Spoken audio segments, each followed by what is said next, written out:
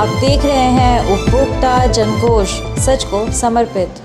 जय हिंद दोस्तों, यूजे न्यूज़ में आपका स्वागत है। मैं आश चौधरी स्वागत करता हूं आपका यूजे न्यूज़ में। और जाहिर सी बात है कि 2022 का अभी आने वाला चुनाव, जनता अपना मत किस ओर देगी या किस ओर बनाए बैठी है। जैसे कि हम धौलाना विधानसभा क्षेत्र में आए हुए हैं। ये धौलाना क्षेत्र है और पिछली बार यहाँ से जो विजयी हुए थे वो चौधरी असलम, जो कि मौजूदा विधायक हैं, जो बसपा पार्टी से यहाँ पर निर्वाचित हुए थे, विजयी हुए थे। तो उनके कार्यकाल में जनता ने उनको जब चुना और उसके बाद उनको बसपा से निष्कासित किया गया, उसके बाद अब जनता किस ओर मन बनाए हुए है। आइए हम जनता से ही पूछेंगे कि 2022 में उनका रुख किस ओर है और वो 2022 में किसको अपना प्रत्याशी बनाएगी। तो जैसे कि हम धौलाना विधानसभा में स्थान पर आए हैं। आपका नाम क्या है? सचिन शर्मा। तो सचिन जी, आप मुझे एक बात बताइए कि 2022 में आने वाले चुनाव में आप किसका साथ देने वाले हैं? रमेश तोमर जी का साथ देने वाले हैं। वही विकास पुरुष हैं धौलाना विधानसभा के। हमारी पिछली बार वो हार गए थे, दूसरे नंबर पे रहे थे किसी कारणवश से। इस बार रमेश तोमर हमारी विधानसभा के विधायक होंगे, हमारी विधानसभा आगे बढ़ेगी। तो विकास इस बार के चुनाव में जैसा कि देखा गया है कि बहुत ही एंटी इनकम्बेंसी का जोर चल रहा है, तो आपको लगता है कि इस बार रमेश तोमर, क्योंकि अभी तक उनका पार्टी फिक्स नहीं है कि तरह से वो चुनाव लड़ेंगे, तो आपको क्या लगता है वो किसी पार्टी विशेष से चुनाव लड़ेंगे तो आप उनको सपोर्ट करोगे या सिर्फ एक नाम को सपोर्ट करोगे? तो वो निर्दलीय भी आएंगे तब भी हम उन्हें सपोर्ट करेंगे जी। पार्टी बाद में है, हम तो व्यक्तिगत वोट देते हैं उन्हें, और व्यक्ति से ही वो लोगों से जुड़ते हैं। बिल्कुल। तो पार्टी के नाम पे वोट नहीं मांगते हैं, वो विकास की काम की बात करते हैं, समाज को जोड़ने की बात करते हैं, तो इसलिए हम उन्हें वोट देते हैं। जी जी। तो जैसे कि अभी मौजूदा समय में असलम विधायक है यहाँ के, और जैसा कि उनका जो भी कार्यकाल रहा है उनको उनकी पार्टी से निष्कासित कर दिया गया है, तो पिछले दिनों में धौलाना का विकास कैसा रहा है? और जीरो रहा है, कहीं कुछ नजर आता ही नहीं है। जो प्रेजेंट के विधायक रहे हैं उनका कुछ काम है ही नहीं, कहीं कुछ विकास हुआ ही नहीं है उनके माध्यम से। अच्छा, एक सवाल सरकार के लिए है कि जैसा कि अभी देखा गया है कि चैनलों पर चल रहा है कि बीजेपी ने जासूसी कराई है कुछ पत्रकारों की, कुछ नेताओं की, और उसके बाद अभी एक नया मुद्दा आया है कि आईटी की रेड डाली गई है मतलब समाचार पत्रों पे और समाचार चैनलों पे। तो इसको आप किस तरह से देख रहे हैं? ये तो देखो राजनीतिक साजिश हो सकती है, ये उनका अपना होता है कि कुछ टीवी चैनल भी राजनीतिक हो गए हैं, जो सरकार की बातें मानते हैं, जो नहीं मानते हैं तो उनका तो पक्ष विपक्ष होता है, क्योंकि टीवी चैनल खुद राजनीति में आ गए हैं। तो इनका ये तो जांच एजेंसी अपनी जांच कर रही है, वो इसमें अपना। तो इस दौर में मतलब आपको एक सर्वे अगर आता है, समझ लीजिए कोई किसी को विजयी दिखाता है, तो आप क्या उस सर्वे के आधार पर वोट देंगे या फिर अपना मत अपने एक विशेष व्यक्ति को देंगे? सर्वे एक अलग चीज़ है, सर्वे को किसी को विजय घोषित नहीं कर देता है। हम तो धर्मेश तोमर जी के साथ हैं तन मन धन से, और हमारे मौजूदा अगले विधायक वही होंगे। बिल्कुल बिल्कुल। जैसा कि आप देख रहे हैं कि सचिन शर्मा जी का ये कहना है कि वो किसी पार्टी विशेष को समर्थन नहीं करते हैं, वो एक यहाँ के लोकल नेता हैं जो कि यहाँ की सब जनता की परेशानियों को सुनते हैं, समझते हैं, और उन्होंने जो भी विकास कराया उसके बाद उनका कहना है कि जनता अपने आप को ठगा सा महसूस कर रही है क्योंकि विकास के नाम पर कुछ नहीं हुआ है। तो ये एक बहुत अच्छी बात लगी कि यहाँ किसी पार्टी विशेष को समर्थन नहीं किया जा रहा है, ये सिर्फ और सिर्फ एक चेहरे को सपोर्ट किया जा रहा है। तो बने रहिए हमारे साथ। अभी हम और पब्लिक से पूछेंगे, जनता से पूछेंगे कि उनका मत किस ओर है। तो इस बार का जैसे कि हम बताएं, हम धौलाना क्षेत्र में हैं और अभी हमें पब्लिक से जानेंगे, जनता से जानेंगे कि उनका मत किस ओर जा रहा है और वो किसको सपोर्ट करने वाले हैं। तो आपका नाम क्या है? तो राजकुमार जी, जैसे कि धोलाना विधानसभा में पिछली बार यहाँ से असलम विधायक चौधरी विधायक बने थे, तो आपको क्या लगता है कि 2022 में आपका सपोर्ट किस ओर रहेगा?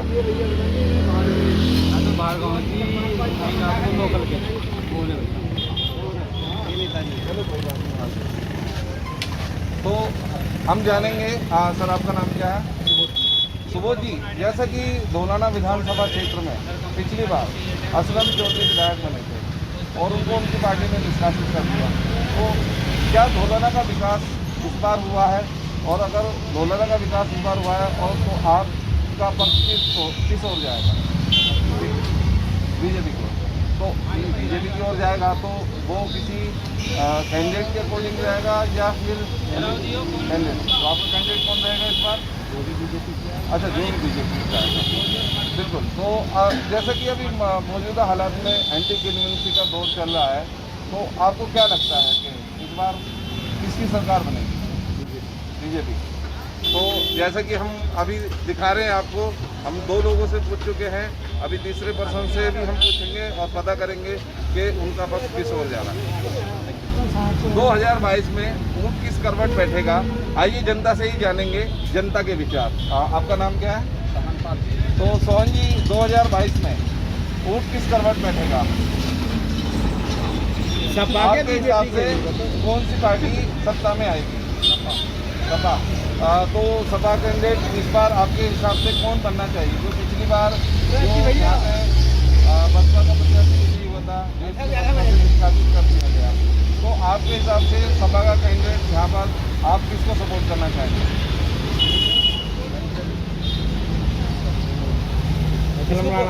किसको सपोर्ट करना चाहेंगे?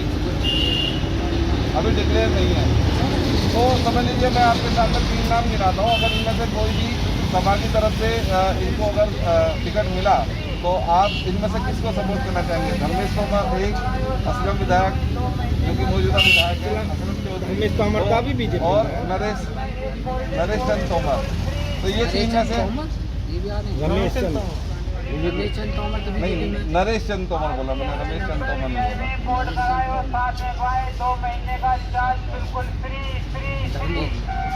मतलब आपका मत जो है वो सीधा सपा के लिए। अच्छा, तो आप सपा को सपोर्ट करोगे? अगर धर्मेश जी सपा में नहीं आए तो किसको सपोर्ट करोगे? फिर असलम चौधरी को सपोर्ट करोगे, यानी असलम चौधरी अगर सपा से चुनाव लड़ेंगे तो आप सपा का सपोर्ट करोगे। तो जैसे कि अब आप देख रहे हैं कि हम जनता से अपनी अपनी राय ले रहे हैं। अभी तक हमने 3 वोट लिया है, 3 वोट में तीनों अलग अलग लोगों को सपोर्ट करते नजर आए हैं। आइए किसी चौधरी से भी पूछते हैं। हमने तो बता दी जी, आपका नाम क्या है? तो पवन जी, इस बार आपको क्या लगता है 2022 में सत्ता का सुख कौन सी पार्टी भोगेगी? आप एज ए जनता आप किसको सपोर्ट करेंगे? सपा को। सपा की तो इस बार विधायक सपा का था नहीं, और जो विधायक थे वो समाज उससे बसपा से थे, जो कि अभी मौजूदा कंडीशन में कह रहे हैं कि वो सपा में, बट वो डिक्लेयर नहीं है। तो आपको क्या लगता है, क्या फिर से आप असलम चौधरी को ही सपोर्ट करोगे अगर वो समाजवादी में आते हैं?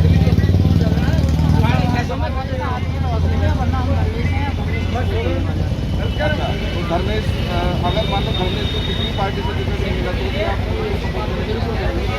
तो आपका जो मत है वो किसी पार्टी विशेष के लिए नहीं है, आप सिर्फ एक चेहरे को वोट करना चाहते हैं। तो अभी आपको क्या लग रहा है कि 2022 के जो चुनाव हैं और पिछले जो 2017 के चुनाव थे, तो इसमें क्या आप असलम विधायक के कार्य से खुश हैं? नहीं, उनको तो पार्टी से भी निष्कासित कर दिया गया ना, उसके बाद उन्होंने वो किसी पार्टी में थे ही नहीं।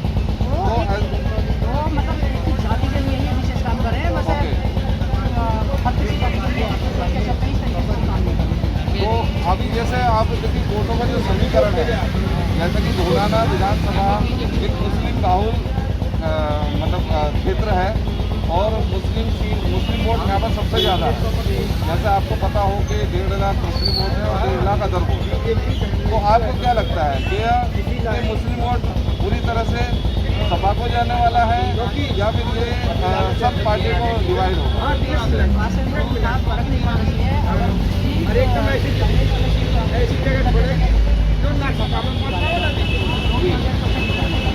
तो मतलब आपको लग रहा है कि पिछली बार जो हार हो गई थी वो गलती से हो गई जी। तो अब इस बार मतलब आपका मत ये है कि किसी भी तरह से इस बार धर्मेश को जिताना, चाहे वो कोई भी पार्टी हो। तो आप देख रहे हैं कि इस बार धौलाना विधानसभा में और धौलाना क्षेत्र में जो कि यहाँ का धौलाना विधानसभा का मेन गढ़ है और यहाँ पर किसी पार्टी विशेष के लिए लोग खुश नहीं है। यहाँ पर सिर्फ एक चेहरे के लिए खुश हैं और उनका नाम है धर्मेश तोमर। तो आइए हम औरों से भी जानेंगे कि उनका मत क्या है। आपका नाम क्या है? तो धर्मपाल जी, 2022 में आप किसके सर में साथ देखना चाहेंगे इस धौलाना विधानसभा क्षेत्र में?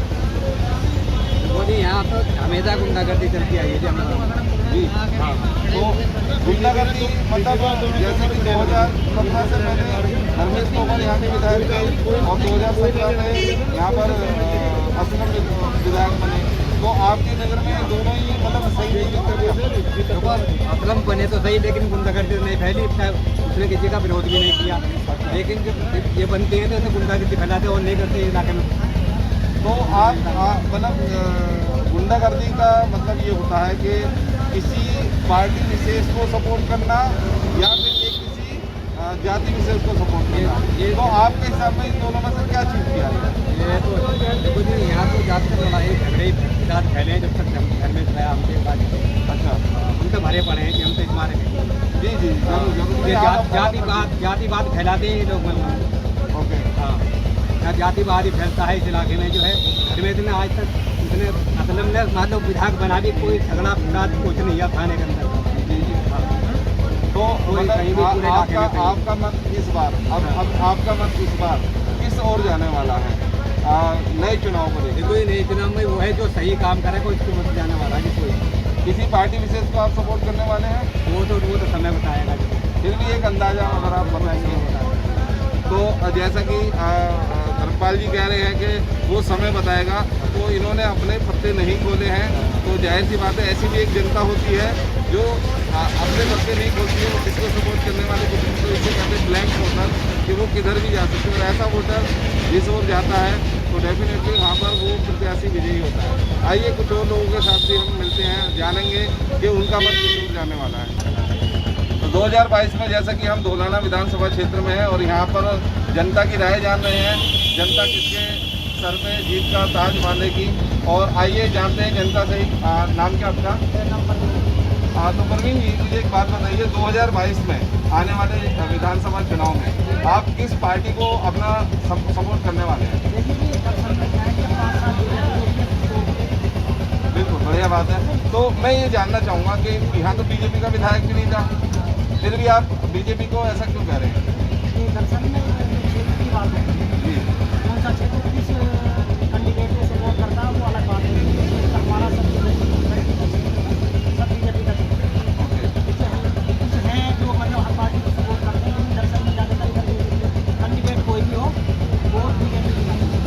लेकिन बीजेपी तो पिछले 10 साल से यहाँ जीती नहीं। उससे पहले धर्मेश तोमर जो कि समाजवादी पार्टी से विजयी थे, उसके बाद असलम विधायक जो कि बसपा से थे, जो बाद में उनको निष्कासित कर दिया गया। और उसके बाद मतलब अभी कह रहे हैं कि वो सपा में है, पर ये भी फाइनल नहीं है कि उनको सपा से टिकट मिलने वाला। तो आपके हिसाब से अगर मैं एक चॉइस दूँ आपको, धर्मेश तोमर, असलम या फिर अदर जो भी बसपा से कैंडिडेट आएगा, तो आप इसमें से तीनों में से किसको सपोर्ट करोगे? अखिलेश यादव। अखिलेश यादव तो हाँ,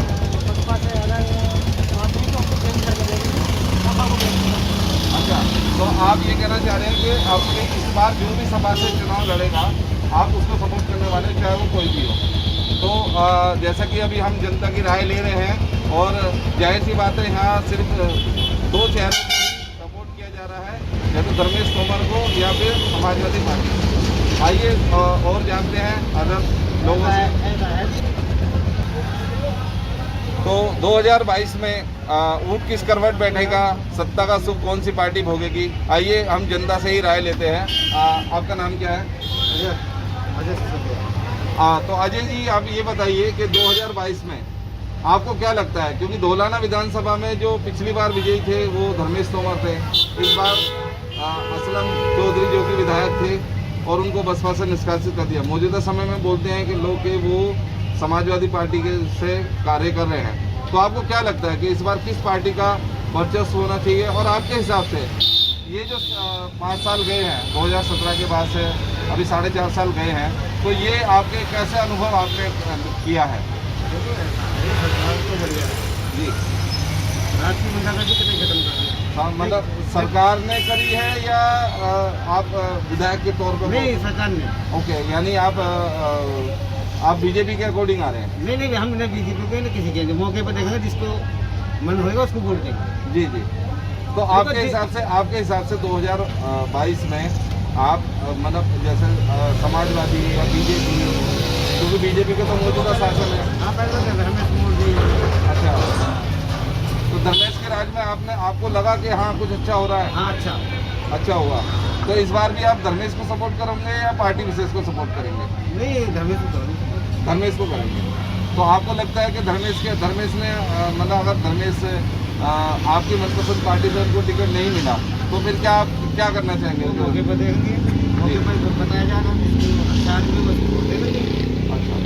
तो मतलब इस सरकार में इतनी कमी रही है, रात की गुंडागर्दी तो खत्म कर दी है मुख्यमंत्री जी ने। देखो, दिन की गुंडागर्दी, तो रात की गुंडागर्दी और दिन की गुंडागर्दी से मतलब इसका थोड़ा मुझे आप सारांश बताइए। ऐसा है, अधिकारी को सुधारना चाहिए। हाँ, तो आपके हिसाब से बूढ़े आदमी है। हाँ। भाई पैसे वाले 2 नंबर वाले तो पैसा थोड़ा काम करवा देते हैं। हाँ। देखो, छोटा आदमी कहाँ जाता है, उसके पास कहाँ इतना पैसा? हाँ, कायदे की बात तो अधिकारी को समझना चाहिए। भाई 1.5-2 लाख रुपया अधिकारी को दे रहे हैं, हाँ, तो उसे तो कायदे की बात कहनी चाहिए। हाँ। तो आपके हिसाब से मतलब अधिकारी आपकी नहीं सुनते हैं? हाँ, अधिकारी को होना चाहिए। इसको लेके आप जो है योगी सरकार से नाराज हैं? हाँ, देखो, सरकार को अधिकारियों पर थोड़ा सा फैसला चाहिए। जी, अगर रात की डकैती बंद करिए, यदि दिन की डकैती बंद करो, तो सरकार जब दे 2-2 लाख रुपये टका दे रही है। हाँ, किस हाँ, बात के बोलिए, बोलिए, लिए बिंदास किस बात के लिए रही है? हाँ। वो दिन में भी डकैती डाल रहे हैं, रात की डकैती बंद होगी, दिन की चल रही है। तो दिन की डकैती में आपका मतलब कहना किस विभाग से है? क्योंकि विभाग तो बहुत सारे हैं और योगी जी को जब तक ये पता नहीं पड़ेगा कि किस विभाग के बारे में आप बता रहे हैं तो तब तक वो कैसे जानेंगे? योगी जी को सब पता है। अच्छा, सब पता है? सब पता रहती है अधिकारी। नहीं, वो भी एक व्यक्ति विशेष है, ना कि भगवान है कि वो वहाँ बैठे बैठे। जब तक जनता अपने दुखड़े नहीं रोएगी उनके सामने तब तक उनको कैसे पता पड़ेगा? क्योंकि माँ भी जब तक बच्चे को दूध नहीं पिलाती जब तक बच्चा रोता नहीं है, तो जब तक आप जनता ये नहीं बताएगी कि किस विभाग से आप परेशान हैं तब तक वो कैसे जानेंगे कि आप उस विभाग से परेशान हैं? जमीन के मामले में परेशान है, यानी शिक्षा जमीन का मतलब होगा तहसीलदार। स्कूल नहीं खुले, स्कूल तो कोरोना की वजह से नहीं खुले। तो कोरोना योजना चल रही है, ये सब जनता खुल रही है, बैंक खुल रहे हैं, गाँव खुल रही है, सब चीज। तो आपका मुद्दा बेसिक शिक्षा से है। हाँ, तो आपके बच्चों को वो बेसिक शिक्षा नहीं मिली जो मिलनी चाहिए। तो काम धंधा बंद है जी, काम तो दूसरा जैसे आपने बताया कि विभाग से परेशान है, और कौन विभाग है जिनका, और आपने मतलब जमीन यानी तहसीलदार के बारे में बता दिया, उसके अलावा और कौन सा अधिकारी है? कोई दिक्कत आज बीजेपी बढ़िया, बीजेपी बढ़िया, कोई दिक्कत है, लेकिन थोड़ा सा अधिकारी को टाइट कर दो। बीजेपी सरकार सबसे बढ़िया, गुंडागर्दी रुक गई सब। तो आपको क्या लगता है 2022 में योगी आदित्यनाथ आएंगे? योगी आदित्यनाथ आप जैसे अभी मौजूदा एंटी कन्वेंसी का दौर चल रहा है और अभी चैनलों के सर्वे में भी बताया गया है कि इस बार सरकार किसी की भी नहीं बन रही है, तो आपको क्या लगता है कि जो पिछली बार 300 सीटें आई थी इस बार ज़्यादा आएंगी, जो ज़्यादा आएंगी? जैसे ऐसा है कि इन्होंने जो योगी आदित्यनाथ ने भ्रष्टाचार को सब चीज़ को रोक दिया और इन्होंने रात की जो 4 चौराहे पर लूट है ना लगे करे सपा गवर्नमेंट में, वो सब चीज़ बंद हो गई। और जैसे बेटियों के लिए जो बेटियों के लिए बहुत खराब है। हाथरस कांड आपको याद है? उसी के क्या बारे में हाथरस कांड में एक बच्ची का बलात्कार हुआ था, उसमें उसे खत्म करियो। हाँ, वो जो बदमाश मारा इन्होंने, वो तो कर्नाटक की बात है, साउथ की बात है। मैं यूपी गवर्नमेंट में तो बहुत ही अच्छा हो रहा है। अच्छा, तो आपका कहने का मतलब है कि अभी इस बार तो यहाँ पे मौजूदा कैंडिडेट इस समय जो मौजूद पॉइंट है बीजेपी के पीछे। तो जैसा कि आप देख रहे हैं कि काफ़ी लोग इंडिविजुअल चेहरे को भी सपोर्ट कर रहे हैं, कुछ लोग बीजेपी को भी सपोर्ट कर रहे हैं और कुछ लोग समाजवादी को भी सपोर्ट कर रहे हैं। तो जनता की राय यही है, अभी यहाँ पर मिली जुली राय आ रही है, कोई भी विशेष पार्टी को मतलब पार्टी की तरफ जो है पलड़ा नहीं झुक रहा है। तो आप बने रहिए हमारे साथ, हम और जनता से बात करेंगे और पूछेंगे कि किस ओर पलड़ा झुकेगा। इस देश के लिए सबसे अच्छा है, मतलब दो बच्चे वाला लगना चाहिए। लेकिन अरे 8 40 किलो लिया हुआ है। बहुत सारे विधायक ऐसे हैं जिनके 10 बालक हैं। सारे मारो और गोली मारो, कहाँ के जाएंगे तो फिर वो भी निकल के बाहर जाएंगे। तो अगर वो चुनाव ही नहीं लड़ेंगे तो जीतेंगे। अच्छी बात, बीजेपी कैसे सत्ता दो में? बच्चे वाले बहुत हैं जो बीजेपी नहीं, लड़ने तैयार हैं। आप ये कह रहे हैं 2 बच्चे वाला कानून अच्छा है। हाँ, अगर वो कानून विधायकों विधायकों भी लगे, सब पे लगे, तो फिर वो जो मौजूदा विधायक जीते हुए हैं वो जीते हुए उन्हें हटा नहीं हो जाएंगे। वो तो नया अब बनेगा ना, आगे के लिए तैयारी है। पीछे वाले तो लड़ ही नहीं, जो लड़ रहे हैं ये तो नए बच्चे जो पैदा होंगे। तो आप ये कहना चाह रहे हैं कि 2 बच्चों का कानून आगे 2 बच्चे कानून जो नई पीढ़ी जनरेशन जो आएगी उनके लिए लागू है। किसानों कानून का क्या उनके लिए होगा? लागू है जिसकी नई शादी हो रही है। शायद आपको कानून के बारे में पता नहीं है, कानून लगा दिया गया है और उसके लिए सिर्फ अभी विधायक और MP ये 2 के लिए छोड़ रहे हैं, 2 के लिए छोड़ रहे हैं, बाकी सबके लिए ग्राम पंचायत सब। हाँ, तो मैं यही कहना चाह रहा हूँ कि अगर जैसे कि मौजूदा समय में जो कि यूपी के पंचायत चुनाव हुए तो बहुत सारे ब्लॉक प्रमुख और बहुत सारे जो बीजेपी में ज्यादातर 2 बच्चे ही वाले हैं, 2-4 ही मिलेंगे जो ज्यादा बच्चे। 150 से ज्यादा विधायक जिनके 4 बच्चों से ज्यादा है। लालू की तरह ना है, लालू का 8-12 ऐसा नहीं है। एक ऐसे भी विधायक है जिनके 13 बच्चे हो सकते हैं, वही कह रहा हूँ। तो ऐसे भी हैं जिनके 13 बच्चे हैं।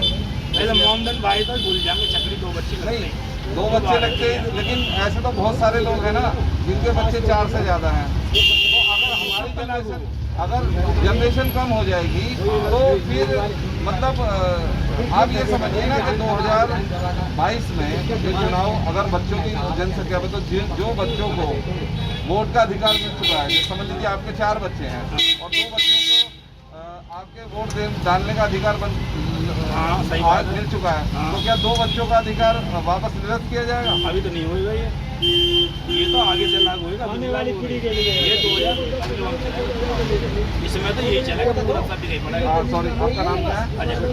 तो अजय जी, जैसा कि मुद्दा ये है, अभी देश में जो मुद्दे हैं जैसे पेट्रोल डीजल बहुत महंगा हो चुका है और उसके बाद कुछ मुद्दे ऐसे हैं जो कि मतलब कुछ सरकार में रहने वाले भी वो खुश नहीं है। इसे तो 400 रुपये लीटर भी कर देंगे ना, जिस पे पैसा चलाएगा अन्ना तो गाड़ी को बेच देगा। तो अगर दम है तो चलावेगा, 500 रुपये लीटर हो जाओ, 500 रुपये लीटर भी हो जाएगा तो भी चलेगी, तो भी गाड़ी चलेगी।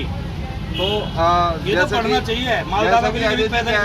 जैसा कि अजय कह रहे हैं कि 500 रुपये लीटर भी खरीद के वो गाड़ी चलाएगा, बीजेपी को सपोर्ट करने वाले हैं। हम भी सपोर्ट करेंगे, 500 भी हो जाए जो भी चले। तो मौजूदा कंडीशन में मतलब मुद्दा पेट्रोल डीजल नहीं है, पेट्रोल डीजल नहीं है, सिर्फ और सिर्फ हमें चाहिए शांति चाहिए, शांति मिलेगी। बीजेपी गुंडागर्दी खत्म। तो बने रहिए हमारे साथ, अगले जनता के जो जनता है हम पूछेंगे तो जनता से हम पूछेंगे अगली राय कि वो किस ओर अपना मत देंगे।